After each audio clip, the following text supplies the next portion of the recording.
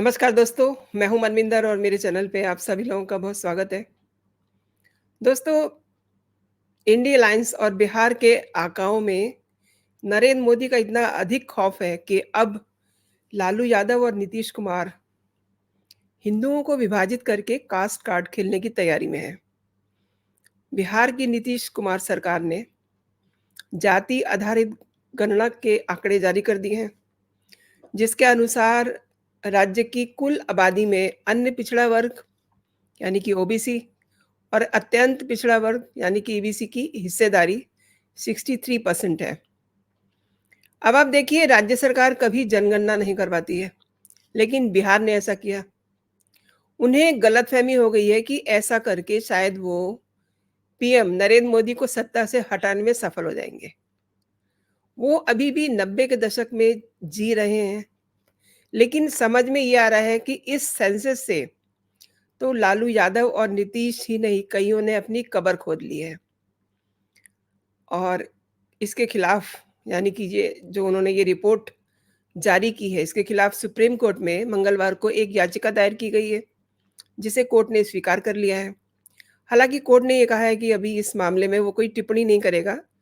6 अक्टूबर को यानी कि और 2 दिन के बाद इस मामले की सुनवाई होगी। तो आज इसी पे बात करते हैं कि जाति पर वोटिंग, हिंदू को बांटने की साजिश करने वाले कैसे अपने ही जाल में फंसे हैं, क्योंकि केंद्र में इस समय मोदी सरकार है। 90 के दशक का कोई सीन नहीं है। मेरे साथ आज के मेहमान हैं केसी गुप्ता जी। इन्हें मैं अपने साथ जोड़ लेती हूँ। सर, बहुत स्वागत है आपका मेरे चैनल पे। नमस्कार। नमस्कार। आपके दर्शकों को भी मैं नमस्कार करता हूँ। सर, बिहार में जाति पर आधारित सर्वे की रिपोर्ट आई है। अब जी, मैं आपसे ये समझना चाहती हूँ कि देश की राजनीति पे इसका क्या प्रभाव पड़ने वाला है? देखिए ये बात तो साफ है कि ये जो जाति पर आधारित जनगणना बिहार में जो कह रहे हैं नीतीश कुमार जी, पहली बात तो इसी बात पर ही प्रश्न है कि क्या ये वास्तव में जनगणना है? क्योंकि इसे इन्होंने एक सर्वे के रूप में प्रोजेक्ट किया है वेरी ऑब्वियस। और अभी हम टीवी पर देख रहे थे, आज तक जैसे प्रतिष्ठित चैनल पे बहुत से लोग ये कह रहे थे, बिहार के ही हुँ, उनके हुँ। रिपोर्टर्स वहाँ पे गए हैं, उन्होंने लोगों से बात की है। तो बहुत बड़ी संख्या में लोगों का कहना ये है कि उनके यहाँ तो कोई पूछताछ करने आया ही नहीं उनके घरों में। एग्ज़ैक्टली। और एक इसके ऐसी भी इसके रिपोर्ट आ सर रही मैं है। आपको 1 मिनट रोक कर आपको बताऊँ कि बहुत सारे ऐसे लोग हैं, मतलब सोशल मीडिया पे आप देखिए, हर दूसरी पोस्ट है कि हमें तो कोई देखने ही नहीं आया। आज दिन में एक शो कर रही थी मैं, उसमें मैंने आपसे उनसे पूछा, वो पटना से जुड़े थे मेरे साथ। मैंने उनसे कहा कि आपके घर में कोई आया आपको पूछने के लिए? कह रहे कि नहीं, मैं ही नहीं। ऐसे हज़ारों हज़ार लोग हैं। जी सर, कैरी ऑन। सरकार के कुछ सूत्र हैं, उनसे भी ये बात आई है सामने कि उन्होंने मोबाइल का इस्तेमाल किया है लोगों की राय जानने के लिए। ओहो! बहरहाल वो एक तरीका होता है जनगणना का। और अगर आप कानून की बात देखें, जो सेंसस एक्ट है 1948 का, उसमें सेंट्रल गवर्नमेंट को पावर है जनगणना करवाने की। जी, ये बात सही है कि वो भिन्न-भिन्न राज्यों में राज्य सरकारों की मदद लेते हैं। उन्हीं का अमला, उन्हीं का स्टाफ ये सेंसस के लोग लेते हैं, उनकी मदद से करते हैं। जी, लेकिन जी। सेंसस ऑर्डर करने का अधिकार सेंट्रल गवर्नमेंट का है, एक कमिश्नर ऑफ सेंसस होता है जी। और वो राज्यों के लिए आगे फिर अपने डायरेक्टर ऑफ सेंसस अपॉइंट करते हैं। वो हुँ, बाद हुँ। में फिर डिस्ट्रिक्ट सेंसस ऑफिसर करते हैं और नीचे के लेवल पे करते हैं। वो पूरा एक तरीका है जिस प्रकार से आप ये चुनाव करवाने की जो सारी प्रक्रिया है, इसका ज़िम्मा चुनाव आयोग के पास है, जो कि केंद्रीय संस्था है। केंद्र सरकार का पार्ट तो नहीं है, लेकिन एक संवैधानिक संस्था है। जी। उसी तरह से जनगणना करवाने का कानूनी अधिकार वो केंद्र सरकार के पास है। तो उन्होंने तो करवाया नहीं, तो ये बिहार के जो मुख्यमंत्री हैं, इन्होंने इसको एक सर्वे करवाया है। इसमें ये ठीक है कि कुछ ये इन्होंने शायद डोर टू डोर जाकर के डाटा इकट्ठे किए हैं, कुछ टेलीफ़ोन से, मोबाइल से लिए हैं और कुछ इन्होंने शायद अपने अंदाज़े से किए हैं, ऐसी भी बातें कुछ लोग कह रहे हैं। ओके। बहरहाल जो भी है, इसके पीछे का सच तो ये है ही, जैसा आपने शुरुआती अपने रिमार्क्स में कहा कि नरेंद्र मोदी का खौफ इसमें साफ दिखाई देता है। जो इन्होंने अपना विपक्षियों ने गठबंधन बनाया जिसे वो इंडिया का नाम दे रहे हैं, उनको ये अच्छे से समझ में आ गया कि भारतीय जनता पार्टी, जी, इनके नेता नरेंद्र मोदी हैं, उनका बहुत बड़ा सपोर्ट बेस है पिछड़ा वर्ग। और पिछड़ा वर्ग जो है अगर उनके साथ है तो उनके पास कोई तरीका नहीं है कि वो सत्ता उनसे छीन सके। लिहाजा उसी पिछड़े वर्ग को अपनी ओर करने के लिए उन्होंने जाति आधारित अ, जनगणना का शगुफा छोड़ा। पहले तो वो मांग करते रहे केंद्र सरकार से कि आप करवाइए, और जब वो बात नहीं बनी तो इन्होंने अपना एक सर्वे कर दिया है जारी। इसमें एक राजनीतिक दृष्टि से समझने की बात यह है जी। कि अपने इस कदम से नीतीश कुमार ने जो प्रधानमंत्री बनने का उनका सपना तो बड़ा पुराना है, सब जानते हैं। जी, आपको शायद याद होगा कि जब नरेंद्र मोदी नहीं बने थे प्रधानमंत्री और जब ऐसी बातें चल रही थी कि वो हो सकता है भारतीय जनता पार्टी उन्हें एक नेता के रूप में प्रोजेक्ट करे, उस समय भी नीतीश कुमार ने कहा था कि उनसे ज़्यादा काबिल तो मैं हूँ। मेरे पास हुँ, अनुभव है, मैं राज्य का मुख्यमंत्री भी हूँ, मैं केंद्र में कई बार केंद्रीय मंत्री रह चुका हूँ, हुँ, पढ़ा हुँ, लिखा हूँ, वगैरह-वगैरह। तो इन्होंने स्वयं अपने मुखारबिंद से कहा था कि मैं मोदी से ज़्यादा क्वालिफ़ाइड हूँ प्राइम मिनिस्टर बनने के लिए। जी, बहरहाल वो तो जनता तय करती है, भारतीय जनता पार्टी के नेता बने मोदी जी और उनको बहुमत मिला, वो बन गए मुख्यमंत्री। लेकिन इससे इतना स्पष्ट है कि प्रधानमंत्री बनने का सपना नीतीश कुमार का बहुत पुराना है।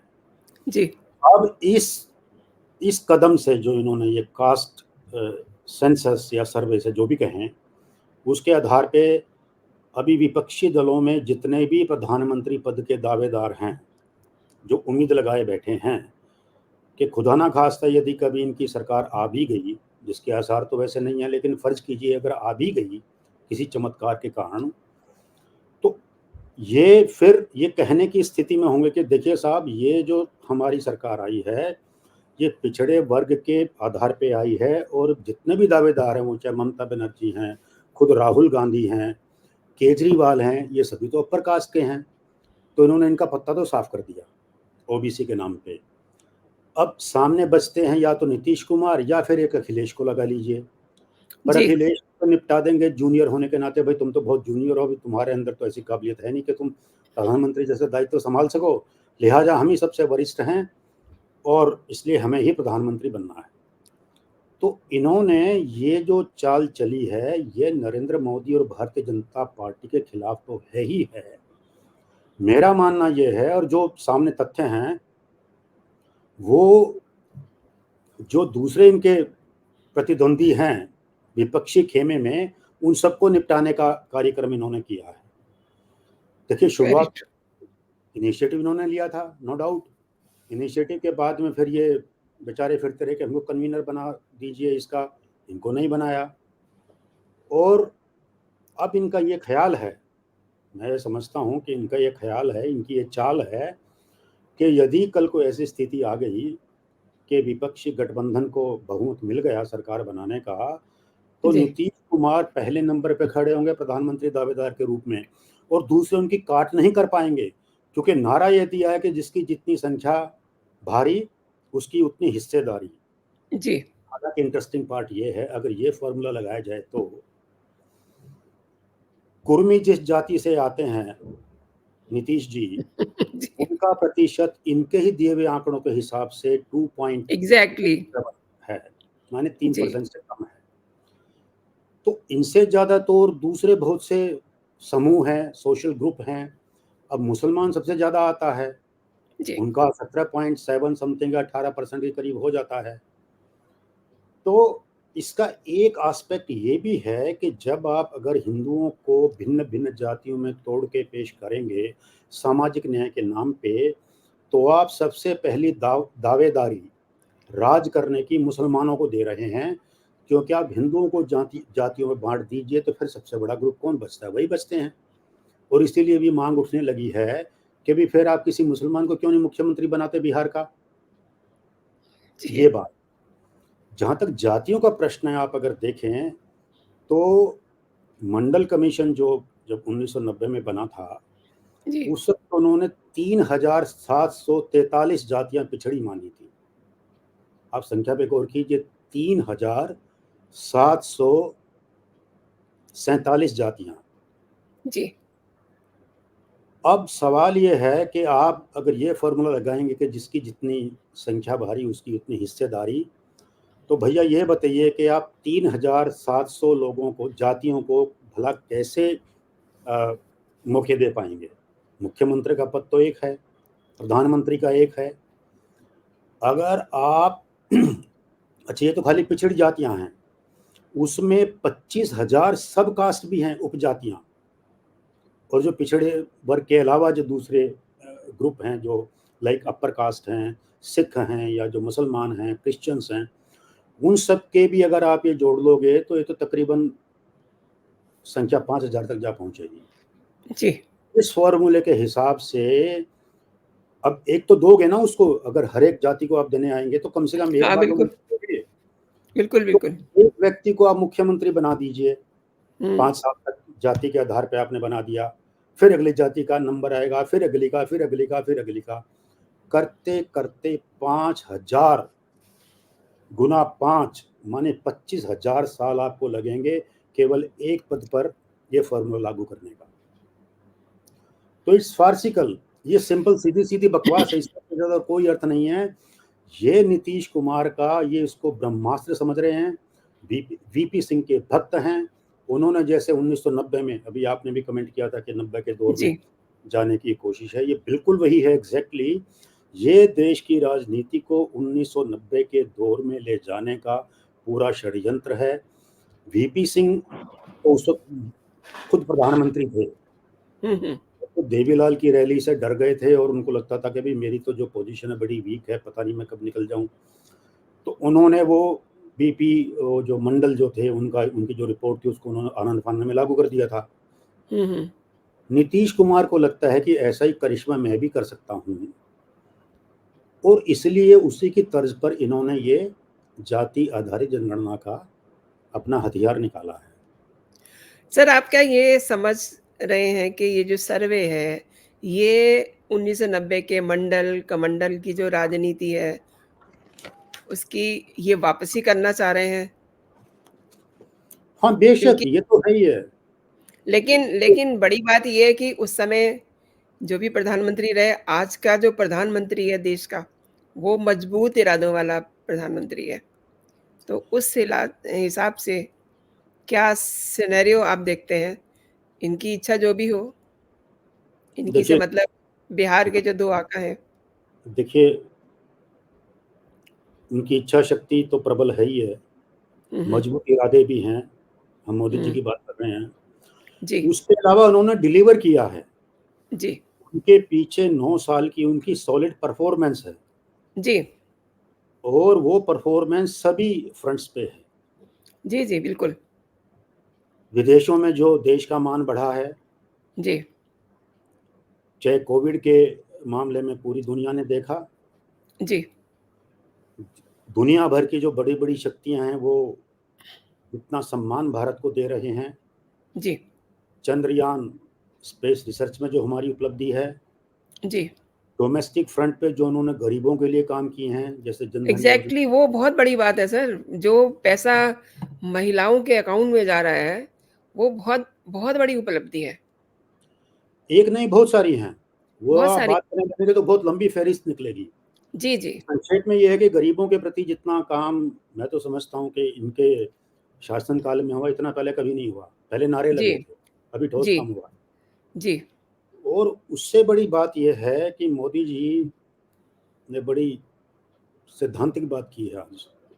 जी, प्रिंसिपल्ड पॉलिटिक्स, जी, यानी जी, कि सिद्धांतों पर आधारित राजनीति का जिन्होंने संकेत दिया, जी। जब उन्होंने साफ-साफ शब्दों में कहा कि जाति केवल एक है और वो गरीब की है। और उन्होंने कहा कि गरीब के कल्याण के लिए हम सब कुछ करेंगे। बात ब्यूटीफुल। सही है, बिल्कुल सही है, क्योंकि असली चीज़ तो गरीबी है। जी, आप बिल्कुल। जाति के आधार पे चलेंगे तो जैसे मैंने अभी उदाहरण दिया था, आप देन उनको अगर एक-एक जाति को जिसे आप न्याय कह रहे हैं, वो देने चलेंगे तो भैया 25,000 साल तो केवल एक पद में उनको सैटिस्फाई करने में आपको लग जाएँगे। क्या ये बिल्कुल। संभव है? और कि क्या-क्या बाँटेंगे आप? मुझे बताइए, आप सड़क पे चलते हैं, हाईवे बनाए हैं अभी इन्होंने, गडकरी जी ने, इनके मोदी जी के कार्यकाल में कितने सारे बने हैं। क्या वहाँ पे आप लेन बाँट देंगे कि इस लेन में ओबीसी चलेगा, उसमें अपर कास्ट वाला चलेगा, उसमें मुसलमान चलेगा? क्या वाहियात बातें कर रहे हैं कि साहब संसाधनों का जो बँटवारा है वो उसके हिसाब से होना चाहिए। हुँ, आप हुँ, क्या हुँ, करेंगे? आप हुँ। कितने ट्रेन अलग चलाएँगे, स्कूल अलग खोलेंगे, कॉलेज अलग खोलेंगे, टीचर भी फिर वही रहेंगे, सब अलग-अलग। तो देश को छोटे-छोटे टुकड़ों में बाँटने का ये षड्यंत्र है। मैं तो इसको एक बहुत बड़ी कॉन्स्पिरेसी के एक भाग के रूप में देखता हूँ, जिसे ये लोग अंजाम दे रहे हैं अपनी सत्ता की हवस के चलते। जी। फिर मैं बात करूँगा जिस तरह से सत्ता की हवस ने देश के विभाजन करवाए थे, उस वक़्त केवल 2 टुकड़े हुए थे, पाकिस्तान अलग हो गया था। जी। ये मेंटालिटी वही है कि देश जाए भाड़ में, नीतीश कुमार का फ़ॉर्मूला है देश जाए भाड़ में, हमको एक बार प्रधानमंत्री बनना है कैसे भी। जी, जी, वो प्रधानमंत्री के न जो उनको दिमाग में एक भूत चढ़ गया है कि प्रधानमंत्री बनना है, उसके लिए शायद वो कुछ भी करने के लिए तैयार हैं। एग्ज़ैक्टली। और ये जो राहुल गांधी जी हैं और जो दूसरे लोग हैं वो इनका समर्थन इतना पुरजोर तरीके से कर रहे हैं, उनको ये ख़्याल है कि हम इनको आउटस्मार्ट कर देंगे। मतलब जी, हम जो इतने होशियार और चालाक लोग हैं कि नीतीश कुमार को तो हम निपटा देंगे। और उनकी ये भी गलतफ़हमी है, क्योंकि वो जिस घोड़े पे सवार हुए हैं कि जिस जाति की जितनी स्ट्रेंथ है, संख्या है, उसके आधार पे उसको मिले, ये फ़ॉर्मूला उस वक़्त क्यों नहीं चलेगा, वो इस बात को नहीं समझ पा रहे हैं कि अगर खुदा ना ख़ास्ता इनका बहुमत आ गया, तो वो फ़ॉर्मूला तब क्यों नहीं इंसिस्ट करेंगे कि साहब हमारे साथ हमेशा से आप नाइंसाफ़ी करते आए हैं और अब देखिए हम चुनाव भी जीते तो इसी आधार पे तो जीते हैं कि भई पिछड़े वर्गों की संख्या ज़्यादा है, तो उनको मिलना चाहिए। तो ये तो न्याय का तकाज़ा है, आप हमको कैसे मना कर सकते हैं? ये इनकी चाल है नीतीश कुमार की, बहुत ब्राइट ये अपनी समझ में निकाल के लाए हैं, लेकिन हश्र इनका अच्छा नहीं होने वाला। जैसा भी आपने कहा कि 90 के ये अपना आदर्श तो मान रहे हैं वीपी सिंह को, और इनको हुँ, लगता है कि वो उस इतिहास के उस चैप्टर को दोहरा देंगे, पर वो हमें संभव नहीं दिखता है क्योंकि बेसिक डिफरेंस वही है। वीपी सिंह थे, खुद प्रधानमंत्री थे, बड़े वीक थे, उनकी तो बड़ी लंगड़ी सरकार थी, दूसरों के समर्थन पे चल रही थी, जो फाइनली बिल्कुल। फिर उस वक़्त के बीजेपी ने तो विथड्रॉ कर लिया था, उनकी सरकार गिर गई थी। जी, जी। और आज लेकिन उनकी जगह पर मोदी जी हैं और प्रिंसिपल की बात करने वाले हैं, प्रिंसिपल स्टैंड ले रहे हैं। जी। तो जो देश का गरीब वर्ग है, उसको भरोसा है कि हाँ, ये आदमी डिलीवर कर सकता है, इसने पहले किया है, आगे भी करेगा। और उनको अब ये बात भी समझाने का प्रयास of course Bharatiya Janata party की तरफ से भी होगा कि जो शगुफ़ा इन्होंने छोड़ दिया है, वो शगुफ़ा हार्मलेस नहीं है, वो भस्मासुर है। जी, जी। क्योंकि वो तो आप भिन्न-भिन्न जातियों को लड़ाने की दिशा में ही तो कार्य है। सही कह रहे आप हैं जो सर कह आप। रहे हैं कि साहब ओबीसी, अच्छा इसमें और भी, इसमें तो देखिए बेईमानी पर बेईमानी है, लोचे पे लोचा है। जी, जी, बहुत सारे आप जो फ्लॉज़ हैं कहते हैं इसमें। ओबीसी, आप जब बात करते हैं, मैं इसकी कॉन्स्टिट्यूशन के हिसाब से बात करता हूँ। जी, जी। आप बोलते हैं ओबीसी, ओबीसी का ज़िक्र है संविधान में जिसका पूरा जो ओबीसी तो एक्रोनिम है ना, एब्रिविएशन है, उसका मतलब है जी। अदर बैकवर्ड क्लासेस, वो हुँ। कास्ट की बात नहीं करते। और एक बात ये भी जानने की है कि क्लासेस जो होती हैं, क्लास का फॉर्मेशन हमेशा इकोनॉमिक आधार पे होता है, आर्थिक आधार पे। कास्ट के आधार पे कोई क्लास नहीं बनती। ये बहुत बड़ा झूठ जो वीपी सिंह ने एक्सेप्ट कर लिया था, क्योंकि इसको बनाने वाले जो वो मिस्टर थे ना बीपी मंडल, वो 51 दिन के लिए बिहार के मुख्यमंत्री बन गए थे किसी पॉलिटिकल एक्सीडेंट की वजह से। कई बार होता है ना कि भाई कंसेंसस के जी। तौर पे। जी। जी, जी।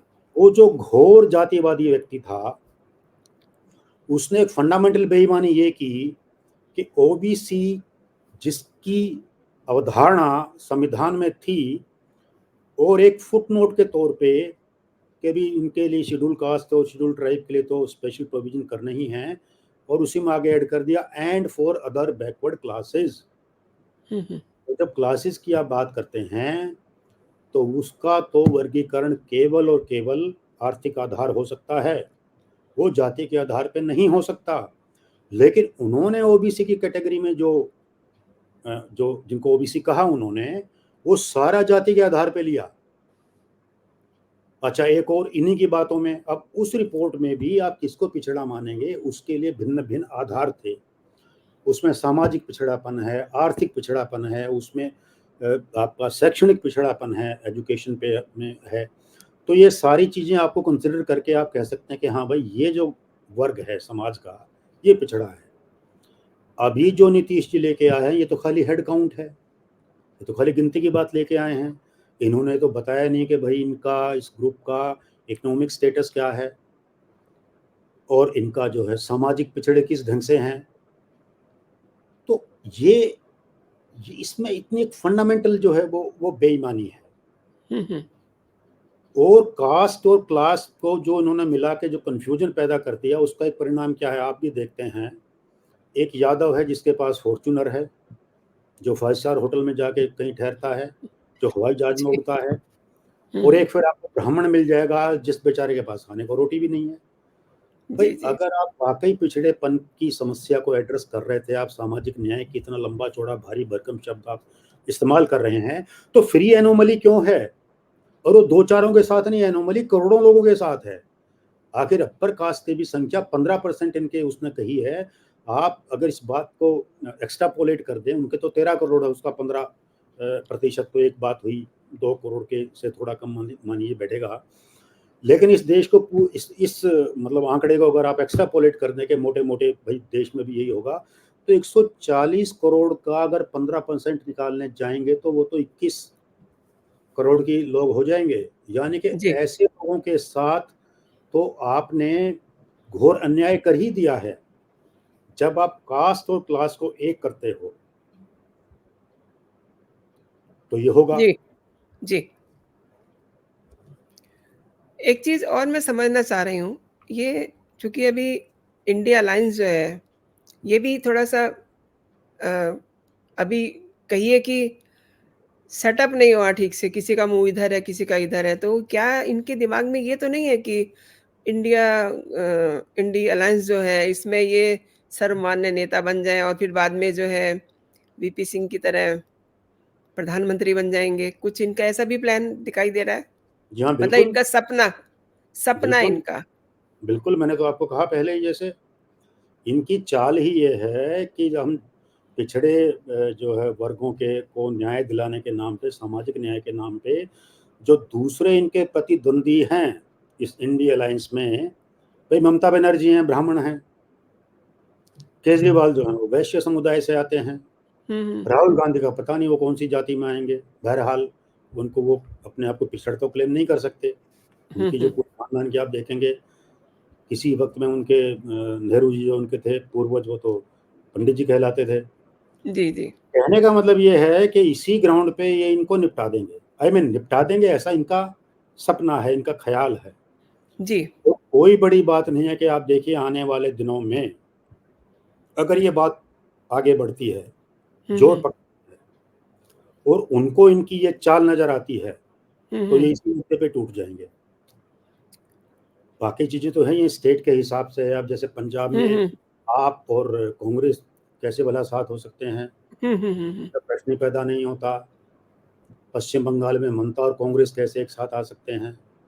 तो वो अंतर्विरोध जो हैं सो तो हैं ही हैं। लेकिन ये बात अगर जो इनके दूसरे नेता हैं इंडी के, हुँ, अगर हुँ। ये जान जाएँगे, इस बात को समझ लेंगे, रियलाइज़ कर लेंगे, तो ये हुँ, अपने हुँ, आप हुँ, में हुँ। बड़ा विस्फोटक मुद्दा होने वाला है। अच्छा, ये जब मुंबई में इनकी इंडियन अलायंस की बैठक हुई थी, उस समय ये मुद्दा वहाँ उठाया गया था, जातीय जनगणना का, जी। जिसका 2-3 लोगों ने विरोध किया था, ममता दीदी भी उसमें थीं। हुँ। बट व्हाट आई थिंक कि बिहार का जो माइंडसेट है, वो जातीय तंत्र में बदल करके अपना उल्लू सीधा करना इनका कुछ प्रयास लग रहा है। मतलब जो ये मैसेज देना चाह रहे हैं कि उनका माइंडसेट इस तरीके का हो जाए कि जातीय तंत्र में लोग उलझ के रह जाएँ। देखिए, इनका तो अगर आपका मतलब है क्योंकि नीतीश हालाँक कुमार को। क्योंकि ऐसा मतलब होना इसलिए संभव नहीं है। नीतीश की ये चाल हो सकती है, लेकिन मैं बार-बार ये कह रही हूँ कि दिल्ली में एक मजबूत प्रधानमंत्री बैठे हुए हैं। हुँ, नहीं, उनकी मजबूती अपनी जगह है।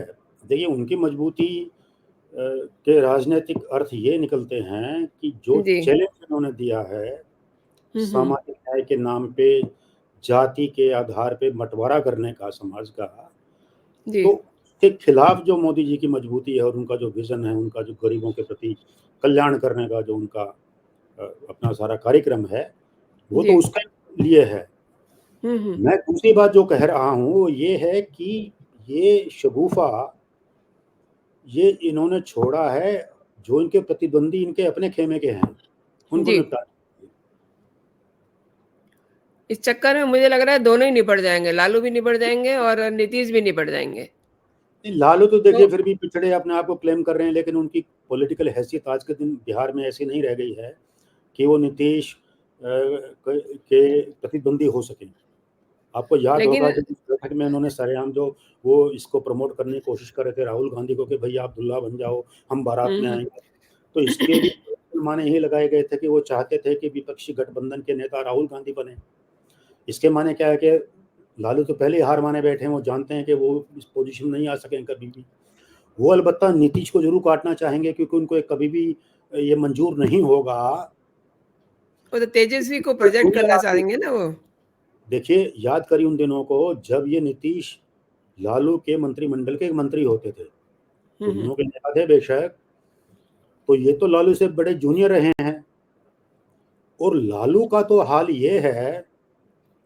और मैं थोड़ा आपको पिछली बात एक याद दिलाना चाहूँगा। ऑफ़ एक कोर्स। समय ऐसा आ गया था जब गुजराल बन गए थे प्रधानमंत्री। जी। तो जो नाटक उस समय हुआ था उसके अंदर फ्रंट में सबसे आगे मुलायम सिंह यादव थे। हुँ, हुँ। मुलायम सिंह को वीटो किया था इसी लालू ने। जी, जी। ये भी अड़े हुए थे कि साहब हमको बनाइए। और जब इनके पक्ष में लोग ज़्यादा नहीं हुए, ज़्यादा मुलायम के पक्ष में थे, तो फिर उन्होंने वीटो कर दिया कि अगर मुझे नहीं बनाओगे तो फिर मुलायम को भी नहीं हम बनने देंगे। हुँ, हुँ। और इन दोनों की लड़ाई में हुँ, हुँ। किस्मत साथ दे गई गुजराल साहब का और वो बन गए प्रधानमंत्री। जी, जी। तो लालू अपने जीते जी किसी विपक्षी को या जो उनका सहयोगी है, किसी भी तरीके से उसको प्रधानमंत्री नहीं बनने देंगे। तो इनकी राह में एक बड़ी रुकावट लालू जितनी उनकी सामर्थ्य होगी, हालाँकि मैंने कहा जैसे कि अभी वो राजनीति में ज़रा पिछड़ गए हैं। माने जाति के पिछड़े तो हमेशा से कह रहे हैं, लेकिन जो उनका जी, जी, धंधा जी।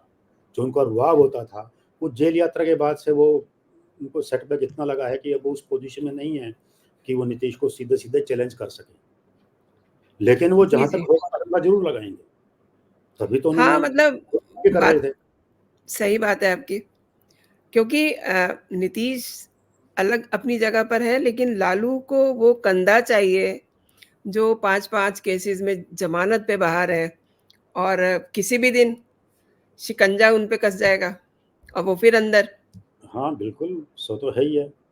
पर ये इनके उनका सभी ख़याली बुलावे देखिए मैं नहीं समझता वो कहते उनका हैं दर्द ये है। जी, ना नौमन तेल होगा, ना राधा नाचेगी, ऐसी कोई संभावना एग्ज़ैक्टली। बिल्कुल नहीं है कि इन जी, लोगों की जी। सरकार आए और इस पे ये लड़ें। ये तो पहले से अपना ग्राउंड तैयार करने के चक्कर में देश की किसी को पड़ी नहीं है, हुँ, समाज की हुँ। किसी को पड़ी नहीं है, वो जाएँ भाड़ में। हमको तो अपना उल्लू सीधा करना है, प्रधानमंत्री की रेस में विपक्षी दलों की ओर से हम सबसे आगे रहें, यही इनका जो है एजेंडा इनका यही है। था, यही इनका एजेंडा था। उसके इनका तहत एजेंडा यही है कि हमें बस मोदी को हराना है, चाहे उसमें ये खुद हार जाएँ। अब ये जो एक नया शिगूफा छेड़ा है इन्होंने, इसमें देखिए दोनों दोनों ही लटकेंगे ये। जी, जी ठीक कहा आपने। जी, क्योंकि ये ऐसे स्लिपरी ग्राउंड को आप एक ऐसे घोड़े पे सवार हो रहे हैं। जी। अ, एक तो उसमें वैसे दम नहीं है, जो तुमको मंज़िल पर सही ले जा सके, जो तुम अपनी मंज़िल जी, चुनी है। जी, जी। दूसरा दूसरा वो तुम्हारे कंट्रोल में रहने वाला भी नहीं है। हाँ, हाँ। ये जो जाति का भस्मासुर आप छोड़ रहे हैं, जैसे मैंने कहा, मैं इस बात को रिपीट करना चाहूँगा जी। कि आप हज़ारों जातियों में से प्रत्येक जाति को न्याय कैसे दे पाएँगे? ये संभव ही नहीं है। जी, जी। आप फ़र्ज़ कीजिए, आज जो है 3000 वैकेंसी निकलती है, मान लीजिए आप, मुख्यमंत्री, प्रधानमंत्री की बात छोड़ दीजिए, जी। क्लर्क की, चपरासी की, या इन्हीं लोगों की निकल सकती हैं इतनी। अगर जाति के आधार पर देने जाएँगे तो भैया एक जाति के हिस्से में तो एक ही सीट आएगी मैक्सिमम। वो जिसका परसेंट ही मतलब 0.03 या 01 है, उसको तो जाके आप 1000 में से 1 भी नहीं दे पाएँगे, 10,000 में से 1 मिलेगा। तो उसका क्या वेरी होगा? ट्रू। वो ज़िंदगी भर जी। बैठ के इंतज़ार करेगा क्या? जी, तो जी। ये जो फ़ॉर्मूला ये बनाना चाह रहे हैं कि प्रत्येक जिसकी जितनी संख्या, जिसकी से मतलब क्या है? आप सोशल ग्रुप किस आधार पे बना रहे हैं?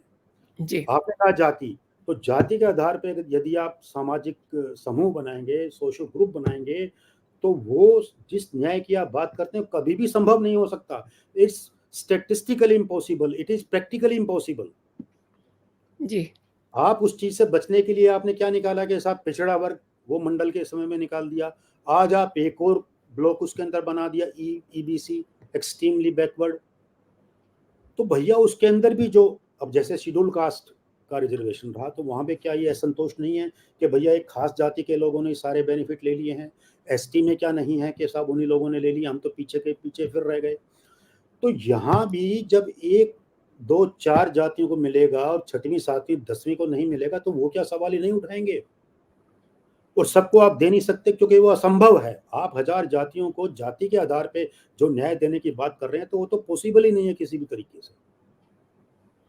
ये एक ऐसी बात है जो मैं समझता हूँ कि देश के आम नागरिक को भी समझनी चाहिए, और वो राजनीतिक दल जो इसके खतरों को देख रहे हैं, जाति के आधार पे जो देश को छिन्न-भिन्न करने की जो साजिश है, वो इसको समझ रहे हैं, उन्हें भी ये बात आम आदमी तक ले जाने का पूरा प्रयास करना होगा। बहुत सही कहा आपने सर, क्योंकि ये राह जो है बड़ी स्लिपरी वे पे ये चले हैं। आपने मेरे शो के लिए समय निकाला आपने, मैं आपका बहुत-बहुत धन्यवाद करती हूँ। Thank you. नमस्कार। नमस्कार। Thank you. प्रणाम। नमस्कार।